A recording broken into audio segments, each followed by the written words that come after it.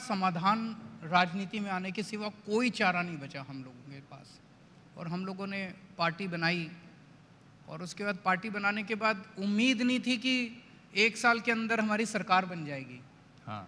तो कई बार मैं ये सोचता हूँ, ये जो कुदरत है, जिसे आप भगवान कह लीजिए, जो मर्जी कह लीजिए, शक्ति जो है, ये नेचुरल शक्ति, ये बड़ी पावरफुल है।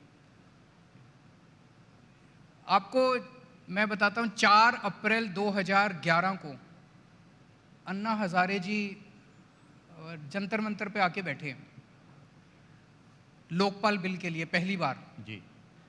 तो मैं इनवाइट करके आया था अन्ना हजारे जी को वहाँ पे। तो उसके लिए हमें वहाँ भीड़ इकट्ठी करनी थी और मैं, मनीष सिसोदिया जी, उस टाइम कुमार विश्वास भी हमारे साथ होते थे, हम सब मिलके 4 अप्रैल का था, 2 अप्रैल को हम बैठ के ये सोच रहे थे कि 500 लोग आ जाएंगे क्या, कहाँ से लाएं, 500 लोग आएंगे ऐसी भी उम्मीद नहीं थी हम लोगों को।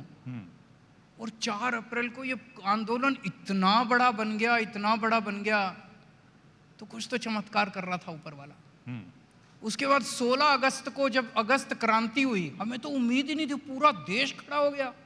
इस देश की गली गली के अंदर लोग कैंडल, मोमबत्ती लेके निकल रहे थे, हमें तो उम्मीद ही नहीं थी।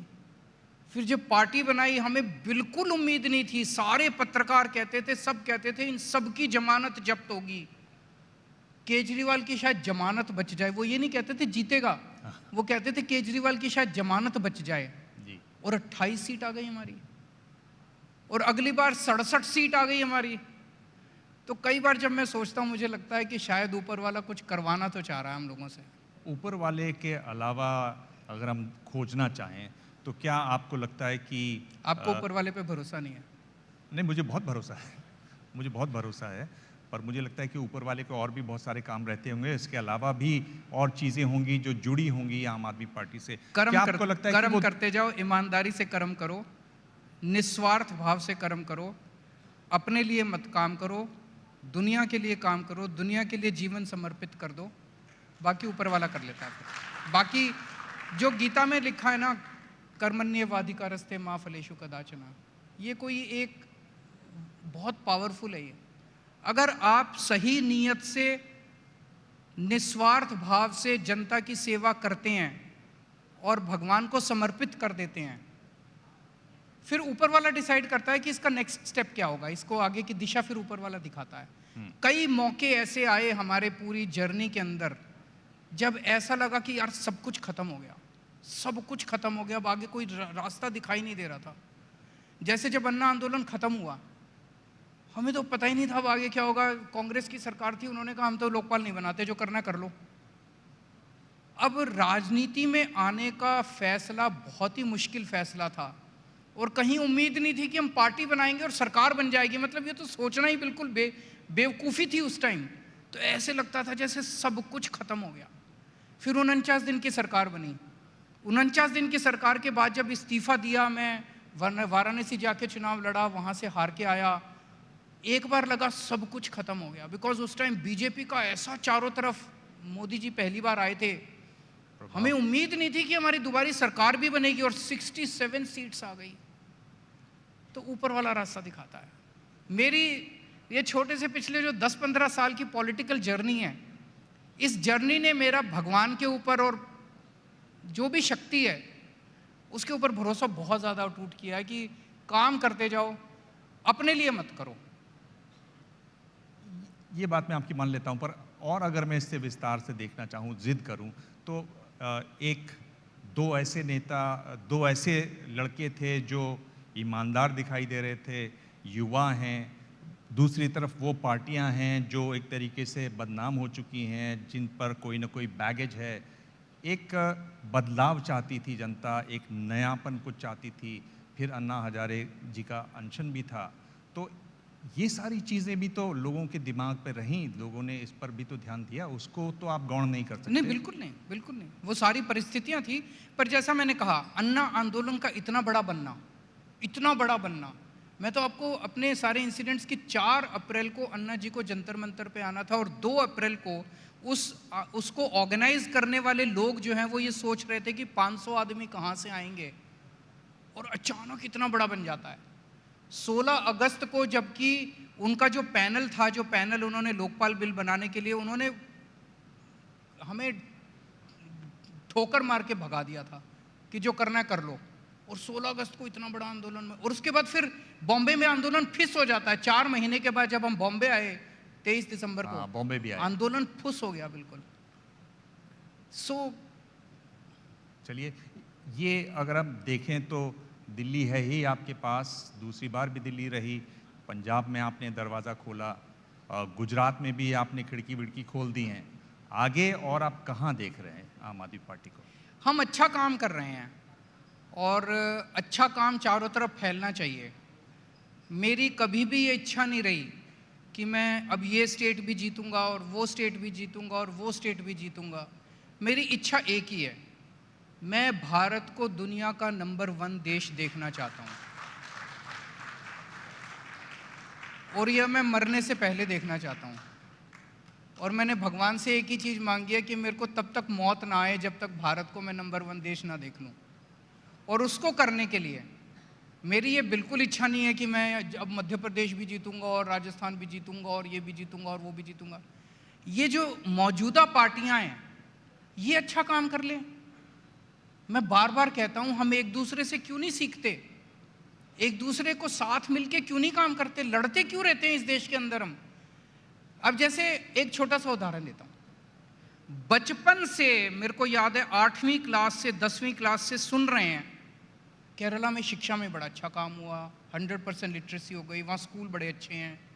केरला में हेल्थ में बड़ा अच्छा काम हुआ, वहाँ पे हेल्थ सिस्टम बहुत अच्छा है, सुन रहे हैं बचपन से, है ना।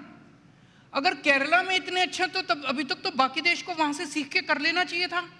केरला तो अपने ही देश का हिस्सा है, तो केरला से सीख के बाकी देश ने क्यों नहीं किया, समझ नहीं आता। उसी तरह से किसी और राज्य ने किसी और प्रॉब्लम की समस्या का समाधान निकाला हुआ है, किसी और राज्य ने किसी और प्रॉब्लम की समस्या का हम सारे मिलके काम क्यों नहीं करते, मेरे को तो समझ ही नहीं। तो अब मैं बार बार ये कह रहा हूँ भाई, दिल्ली के अंदर हमने स्कूल, अस्पताल, बिजली के ऊपर अच्छा काम किया है। जो मेरे से सीखना चाहे मैं उनको सिखाने को तैयार हूँ। और आप सीखो, वोट लो, शिक्षा के ऊपर वोट लो, स्कूल सुधारो। जो पार्टी मेरे को बुलाएगी मैं उस पार्टी को काम करने, बीजेपी वाले बुलाएंगे मैं बीजेपी वालों को सिखाऊंगा, कांग्रेस वाले बुलाएंगे कांग्रेस वालों को सिखाऊंगा। आप लो वोट, आपको मैं वोट दिलाने मैं आ रहा हूं, आपको वोट दिलाने काम कर लो। और नहीं करेंगे तो फिर हम भी ट्राई करेंगे फिर वहां जाके। मैं आगे बढ़ूंगा राजनीतिक सवालों पर, उससे पहले परिवार का कितना सहयोग था? आपने ये जो यात्रा की, आम आदमी पार्टी ने जो यात्रा की, उसमें आपके लिए आपके परिवार का कितना सहयोग रहा? मैं अपने परिवार को बहुत बहुत शुक्रिया अदा करना चाहता हूँ, खासकर मेरी धर्मपत्नी को और मेरे पेरेंट्स को। उन्हें इतना, मेरी धर्मपत्नी को इतना सरफिरा पति मिला और वो आज तक मुझे निभा रही है। ये मैं आपको एक इंसिडेंट बताना चाहता हूँ इस दौरान, वो अगर देख रही होगी तो वो बड़ी नाराज़ भी होगी। जब मैंने 2000 में परिवर्तन शुरू किया, फिर मैंने डिपार्टमेंट से, इनकम टैक्स डिपार्टमेंट से मैंने छुट्टी ली बहुत लंबी, विदाउट पे। फिर जब छुट्टी ली बहुत विदाउट पे, 2-3 साल छुट्टी पे रहा, फिर उसके बाद मुझे लगने लगा यार अब कब तक छुट्टी लूँगा, अब मुझे इस्तीफ़ा दे देना चाहिए। तो एक दिन जाके मुझे पता था कि अगर मैं घर में ये बात भी, डिप्टी कमिश्नर इनकम टैक्स, तब तक जॉइंट कमिश्नर बन गया था, जॉइंट कमिश्नर इनकम टैक्स अगर घर में आके कहे कि मैं इस्तीफ़ा दे रहा हूँ, क्यों दे रहा है भाई इस्तीफ़ा, तब तक तो किसी राजनीति में भी नहीं आए थे, तब तक तो पार्टी भी नहीं बनाई थी, किसी को पता नहीं था कभी मुख्यमंत्री बनेगा ये। तब तक मैं दिल्ली की झुग्गियों में, सुंदर नगरी और नंद नगरी की झुग्गियों के अंदर में रहता था, वहाँ काम किया करता था। तो अगर घर जाके कोई कहे कि जॉइंट कमिश्नर इनकम टैक्स छुट्टी पे, उसने बेचारी ने मेरे को अलाउ कर दिया, यही बहुत था, और मैं जाके कहूँ मैं अब इस्तीफ़ा दे रहा हूँ, मैं वापस नहीं जाऊँगा, तो वो तो हार्ट अटैक हो जाता उसका। तो मैं चुपके से एक दिन जाके इस्तीफ़ा दे आया डिपार्टमेंट में, इनकम टैक्स। घर में बिना बताए? घर में बिना बताए। वाकई में सरफिरा पति है ये तो। हाँ। अब हुआ ये कि central board of direct taxes है जो इनकम टैक्स का, वहाँ पे इस्तीफ़ा देना होता है। मैंने वहाँ इस्तीफ़ा दिया। जिस क्लर्क को मैंने इस्तीफ़ा दिया, मेरी वाइफ भी इनकम टैक्स में मेरी बैचमेट हैं, जिस क्लर्क को मैंने इस्तीफ़ा दिया वो क्लर्क बाई चांस पिछले साल मेरी वाइफ के अंडर में काम कर चुका था। उसने फ़ोन किया उनको, अच्छा। आज आपके हस्बैंड इस्तीफ़ा दे गए, मैडम क्यों इस्तीफ़ा दिया? अब मेरी वाइफ का पारा आप सोच सकते हो कि उसका हस्बैंड इस्तीफ़ा दे के आया और उसको पता किसी और से चल रहा है कि उसका हस्बैंड इस्तीफ़ा दे आया। तो उन्होंने 2 महीने मेरे से बात नहीं की। उन्होंने कहा इस्तीफ़ा देना था, मुझसे पूछ तो लेता। तो उनका बहुत साथ रहा, बहुत सहयोग रहा उन लोगों का। और मैं ये तो आज दिल्ली जाना अब आपके लिए मुश्किल हो जाएगा। एलजी भी बैठे हुए हैं और घर में पत्नी है आप। नहीं, उनका बहुत सहयोग है और she is like a pillar. जी, आपने कहा, और दूसरे सवालों पर बढ़ें तो आपने कहा कि सब क्यों नहीं एक साथ आ जाते। आपने यहाँ मुंबई में आज मुलाकात की उद्धव ठाकरे से। क्या ये 2024 की कोई कोशिश है? कैसे देखते हैं आप? देखिए, इस देश में एक पार्टी ऐसी है जो 24 घंटे केवल चुनाव की सोचती है। उसे देश से कुछ लेना देना नहीं है, इस देश के लोगों से कुछ लेना देना नहीं है। हम 24 घंटे चुनाव के बारे में नहीं सोचते, हम देश के बारे में सोचते हैं। तो उद्धव जी से मैं मिला, चुनावों के बारे में चर्चा नहीं हुई। चर्चा हुई इस देश के अंदर इतनी बढ़ती हुई महंगाई के बारे में, बेरोज़गारी के बारे में, हिंडनबर्ग रिपोर्ट के बारे में, किस तरह से इस देश के अंदर चंद कॉरपोरेट हाउसेस को फ़ायदा पहुंचा के जनता का सारा पैसा लूटा जा रहा है उसके बारे में, किसानों के बारे में, इन सब चीज़ों के ऊपर चर्चा हुई। कैसे हम सब मिलके हमें एक दूसरे से सीखना चाहिए, देश को कैसे आगे लेके जाना चाहिए, इसके बारे में चर्चा हुई। जिस तरह की स्थिति है महाराष्ट्र में, जिस तरह की स्थिति में है इस समय उद्धव ठाकरे की पार्टी, अब तो उनसे निशान भी छिन गया है। आपको क्या लगता है कि वो फिर से कुछ कर पाएंगे? इसका कोई असर होगा या आपको लगता है कि नहीं, इसका बिल्कुल उलट असर होगा? उनके पिताजी शेर थे, शेर का बेटा है वो। उसका सारा सामान चोरी कर लिया इन्होंने, पार्टी चोरी करके भाग गए, सिंबल चोरी कर लिया, झंडा चोरी कर लिया। पर चोर तो चोरी होता है ना, चोर शेर थोड़ी बन सकता है। अच्छा। शेर तो शेर का बेटा ही बनेगा। हाँ। मेरे को लगता है कि जिस तरह से इन लोगों ने उद्धव जी के साथ किया है, पूरे महाराष्ट्र की जनता उनके साथ है, पूरे महाराष्ट्र की जनता का प्यार, उनकी सिंपथी, उनका सपोर्ट उनके साथ है। एक बहुत महत्वपूर्ण जो आपने बात की वो हिंडनबर्ग की रिपोर्ट है। हम देख रहे हैं कि जो बैंक्स हैं, एलआईसी है, 80,000 करोड़ रुपया है, यानी करोड़ों लोगों का पैसा उसमें लगा हुआ है, आम लोगों का पैसा लगा हुआ है, क्योंकि state bank of India, Punjab national bank, bank of Baroda, इस तरह के बैंक शामिल हैं। इस पर कोई जो पॉलिटिकल क्लास है उसमें आप लोग ज़मीन पे नहीं उतर रहे हैं, इस पर कोई बड़ा मूवमेंट नहीं कर रहे हैं। आपको क्या लगता है ये इतना बड़ा मुद्दा नहीं है क्या? सर, हम जो भी कर लें आप लोग दिखाते ही नहीं हो। अच्छा। चक्कर ये नहीं है कि कई लोग ये कहते हैं विपक्ष कुछ नहीं कर रहा। मैं ये कह रहा हूँ विपक्ष बेचारा जो मर्जी कर ले, आप लोगों को दिखाने नहीं दिया जाता। आप लोग तो अच्छे हो, पर वो दिखाने नहीं देते आप लोगों को। बहुत प्रेशर है आप लोगों के ऊपर भी तो। लेकिन जनता देख रही है। एक इमरजेंसी भी आई थी 70s में, जब प्रेस भी सेंसरशिप की, उन्होंने सब कुछ किया। लेकिन जिस दिन जनता खड़ी होती है ना, समय का फेर है। इतिहास के अंदर बहुत लोग ऐसे आए जिनको ये लगा कि वो ऑल पावरफुल हैं, वो भगवान से भी ज़्यादा पावरफुल हो गए। ऐसा होता नहीं है, समय का खेल है। धैर्य रखो, पेशेंस रखो, पेशेंस से सब कुछ होता है। अब दिल्ली के अंदर आजकल ये नगर निगम का देख रहे हैं आप, चल रहा है। 1 साल पहले दिल्ली को मेयर मिल जाना चाहिए था, दिल्ली नगर निगम को सरकार मिल जानी चाहिए थी। 1 साल से तमाशा कर रखा है इन्होंने। पहले चुनाव नहीं होने दिए, फिर बोले एमसीडी को एक कर रहे हैं, एमसीडी को एक करने का बिल ले आए, पार्लियामेंट का दुरुपयोग किया, सारी एजेंसीज का दुरुपयोग किया, फिर गुजरात के साथ चुनाव कराएंगे, डिलिमिटेशन में गड़बड़ की इन लोगों ने। पर अंत में तो सच्चाई की जीत होती है ना। जनता के साथ वोट तो जनता ने देना है ना, तुम जो मर्जी कर लो। तो उसी तरह से ये लोग जो मर्जी कर लें। क्या आपको लग रहा है, अडानी पर मैं अगर रहूं तो क्या आपको लग रहा है कि जो आम निवेशक है जिसने बैंक में पैसा जमा किया हुआ है वो आज सुरक्षित है? आप कैसे देखते हैं इस पूरे मसले को? ये बहुत चिंता का विषय है। जिस तरह से left, right and centre political कारणों की वजह से बिना होमवर्क किए, कुछ चंद लोगों को बैंकों ने और LIC ने कर्जे दे दिए हजारों हजारों करोड़ के। किसी को 10,000 करोड़ का दे दिया, किसी को 80,000 करोड़ का दे दिया, किसी को 1.5 लाख करोड़ का कर्जा दे दिया। ये नहीं देखा कि भाई उसको कर्जा देने लायक है कि नहीं है। उससे बदले में जैसे आप कोई किसान अगर कर्जा लेने चाहे तो उसको कहते हैं अपनी ज़मीन गिरवी रख। इनमें से बताते हैं लोग कि कईयों से तो कोई कुछ भी गिरवी नहीं मांगा, और जो गिरवी रखा उसकी आज कोई कीमत नहीं बची। जो शेयर इन्होंने गिरवी रखे थे उसकी कोई कीमत नहीं बची। जिस तरह से ये कर्जे दिए गए और जिस तरह से ये कर्जे माफ़ किए जा रहे हैं, एक किसान अगर 10,000 रुपये का कर्जा ले ले किसी बैंक से और अगर वो वापस ना कर पाए तो उसकी बैंड बजा देते हैं ये लोग, उसकी ज़िंदगी हराम कर देते हैं और वो अंत में सुसाइड कर लेता है 10,000 रुपये लेने वाला किसान। इन्होंने 10-10 हज़ार करोड़ रुपए के 1-1 लाख करोड़ रुपए के कर्जे ले लिए, या तो किसी को देश से भगा दिया या उसके कर्जे माफ़ कर दिए, उनसे वापस नहीं लेते ये लोग। तो बैंक कंगाल हो रहे हैं।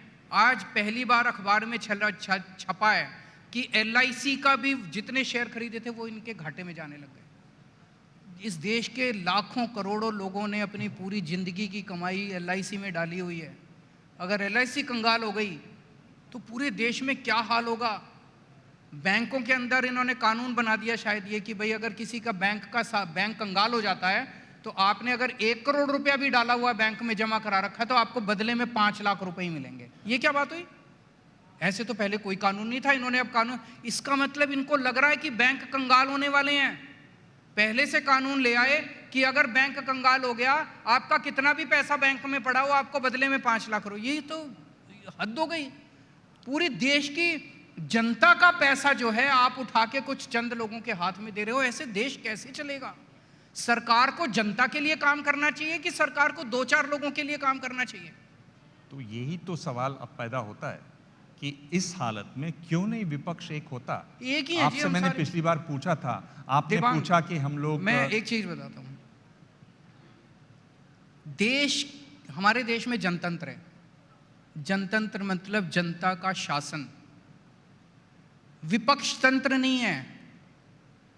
विपक्ष एक हो या ना हो वो इंपॉर्टेंट नहीं है, जनता का एक होना इंपॉर्टेंट है। और उस जनता की आवाज उठाने के लिए मीडिया के अंदर साहस आना इंपॉर्टेंट है। जिस दिन ये जनता जो है, इसको हम बेवकूफ ना समझें, ये जनता बड़ी सियानी है, देख रही है। जिस दिन जनता खड़ी हो गई ना, जनता ने बड़े बड़े सिंहासन हिला दिए। विपक्ष एक होके किसी को बना या बिगाड़ नहीं सकता जब तक जनता तैयार नहीं हो। जनता तैयार हो रही है, इस देश की जनता तैयार, जनता बदलाव चाहती है। आपने कहा कि आप विपक्षी एकता की बात होगी तो आप कार्यक्रमों की बात करेंगे, कार्यक्रमों के साथ आप जुड़ेंगे। मैं आपसे सीधा सवाल पूछ रहा हूं, आपकी पार्टी में तो ये देखिए संजय सिंह बैठे हुए हैं, राघव बैठे हुए हैं, क्यों नहीं आप लोग एक कार्यक्रम बनाते और कहते ये हमारा कार्यक्रम है? बिल्कुल कोई सही है। ठोस शुरुआत क्यों नहीं करते? मैं राजनीति में नया आया हूं, लेकिन जो बेसिक चीज समझाऊं, जब आप जनता से वोट मांगने जाते हैं, जनता आपसे पूछते हैं जी आपको क्यों वोट दें, आप 2 जवाब देते हो। एक जवाब देते हो मेरे को इसलिए वोट दो क्योंकि मैं मोदी को हराना चाहता हूं। क्या जनता आपको वोट देगी? आप दूसरा जब बोलते हो मुझे वोट दो क्योंकि मैं आपके बच्चों के लिए अच्छे स्कूल बना दूंगा, आपके बच्चों को नौकरी दिलवाऊंगा, आपके बच्चों का भविष्य बना दूंगा। मुझे वोट दो क्योंकि आज अभी आपका बिजली कट लगता है, 8-8 घंटे बिजली जाती है, मैं 24 घंटे बिजली का इंतजाम कर दूंगा। मुझे वोट दो क्योंकि आपके इलाके में पानी नहीं आता, मैं आपके लिए घर के लिए पानी का इंतजाम कर दूंगा। जनता इसको वोट देगी कि उसको वोट देगी जो कहता है मैं मोदी को हरा दूंगा? ऑब्वियसली इसको वोट देगी यार, जो उसके घर की बात करता है, उसके बच्चों की बात करता है, उसके परिवार की बात करता है, सुख दुख की बात करता है। तो हमें सबको मिलके अगर 2024 की बात करें, 2024 में अगर हम जनता के बीच में जाएंगे, जनता हमसे पूछेगी केजरीवाल जी आपको क्यों वोट दें, तो हमें उनको एक एजेंडा देना है कि इसलिए वोट दो क्योंकि हम देश को इस तरह से तरक्की के रास्ते पे ले जाएंगे। वो देश का चुनाव है। हम इस तरह से आपको महंगाई से छुटकारा दिलाएंगे, हम इस तरह से रोजगार पैदा करेंगे, हम इस तरह से दुनिया में सबसे शक्तिशाली बनाएंगे देश को। वो एजेंडा जब होगा, जनता आपको वोट देगी, और उस एजेंडा पे काम चल रहा है। अभी हम सब लोग मिलके काम कर रहे हैं। क्या बोल रहे हैं कि विपक्ष एक एजेंडा तैयार कर रहा है, ऐसा कह रहे हैं? केवल विपक्ष नहीं, देश की जनता के साथ मिलकर एजेंडा बनाना है। हम देश की जनता के साथ, आज जितनी चर्चाएं उद्धव ठाकरे जी के साथ हुई, इन्हीं मुद्दों के ऊपर हुई कि देश की क्या समस्याएं, इस समय एक आम आदमी किन चीज़ों से जूझ रहा है, उनके समाधान क्या हैं। हमें देश की जनता की समस्याओं की और समाधान का जिक्र करना है। ये तो फिर मैं ब्रेकिंग न्यूज चला सकता हूँ। क्या? केजरीवाल ने कहा कि विपक्ष अगले चुनाव का एजेंडा बना रहा है। 130 करोड़ लोग मिलकर एजेंडा बना रहे हैं। मैंने फिर से आपको कहा, विपक्ष मिलके इस देश को, किसी को हरा जिता नहीं सकता। जनतंत्र के अंदर जनता हराती है और जनता जिताती है। हम लोग मिलके एक एजेंडा बनाएं सब लोग, और एजेंडा को जनता के सामने रखें, जनता को एजेंडा, और एजेंडा भी जनता बनाए मिलके। जनतंत्र के अंदर एजेंडा भी जनता को बनाना चाहिए। मैं मान लीजिए दिल्ली में चुनाव लड़ता हूँ, दिल्ली का एजेंडा अलग होगा। मैं मध्य प्रदेश में चुनाव लड़ता हूँ, मध्य प्रदेश का एजेंडा अलग होगा। कौन तय करेगा? वहाँ की जनता तय करेगी। जी, तो इसमें यह भी तय होगा कि कौन नेता बनेगा, कि वो सब बाद में चीजें आएंगी? वो इम्पोर्टेंट नहीं है, वो जनता पे छोड़ दीजिए। इम्पोर्टेंट है क्या हमारे पास देश को शक्तिशाली देश बनाने के लिए, सुरक्षित देश बनाने के लिए, विकसित देश बनाने के लिए क्या हमारे पास एक रोड मैप है? उस रोड मैप को बनाना जरूरी है। जी, आखिरी सवाल के तौर पर मैं आपसे पूछना चाहूँगा कि आप आइडियाज़ ऑफ इंडिया की बात कर रहे हैं, आपका जो भारत होगा उसमें आप किस तरह के आइडियाज़ देखते हैं, किस तरह का भारत आप देखना चाहते हैं? मैं भारत को लेके बहुत अपबीट हूँ। 75 साल हो गए देश को आज़ाद हुए। इन 75 सालों में ढेर सारे ऐसे देश हैं जो हमारे बाद आज़ाद हुए। सिंगापुर 1962 के आसपास आज़ाद हुआ। जापान सेकेंड वर्ल्ड वॉर में तहस नहस हो गया था, एटम बम गिरा था जापान के ऊपर, आज वो हमसे आगे निकल गया। सिंगापुर हमसे आगे निकल गया। जर्मनी तहस नहस हो गया था, वो हमसे आगे निकल गया। हम पीछे क्यों रह गए? हमारे में कोई कमी है? आज दुनिया में कोई बड़ा इंस्टीट्यूट, कोई मल्टीनेशनल कंपनी उठा लो, वही ऊपर जो है टॉप के ऊपर आपको इंडियन बैठा मिलेगा। मैं कहता हूं कि जब ऊपर वाले ने इस धरती बनाई, पृथ्वी बनाई, तो सबसे खूबसूरत जगह उसने पृथ्वी के ऊपर भारत को बनाया। क्या नहीं दिया हमें? सारी नदियां हैं, पहाड़ हैं, मिनरल्स हैं, सब कुछ दिया। सारी जड़ी बूटियां हैं, खेती है, सब कुछ है, सारी फसलें हैं। और जब भारत ने भगवान ने इंसान को बनाया, तो सबसे इंटेलिजेंट लोग उसने भारत में बनाए। हमारे लोग जहाँ जाते हैं वहीं ऊपर। पीछे क्यों रह गए फिर हम लोग? हमारे देश की राजनीति खराब है। हम एक दूसरे, कोई आगे बढ़ता है उसको खींच लेते हैं, कोई आगे बढ़ता है उसको खींच लेते हैं, एक दूसरे के साथ मिलके काम नहीं। तो मुझे लगता है कि अगर हम सारा 130 करोड़ लोग मिलके काम करें, तो भारत को दुनिया का नंबर 1 देश बनाने से कोई नहीं रोक सकता। मैं पूरी तरह से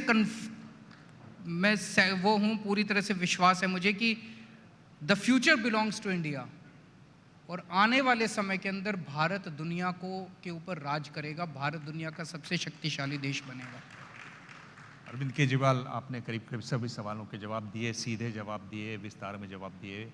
बहुत बहुत धन्यवाद। Thank you so much.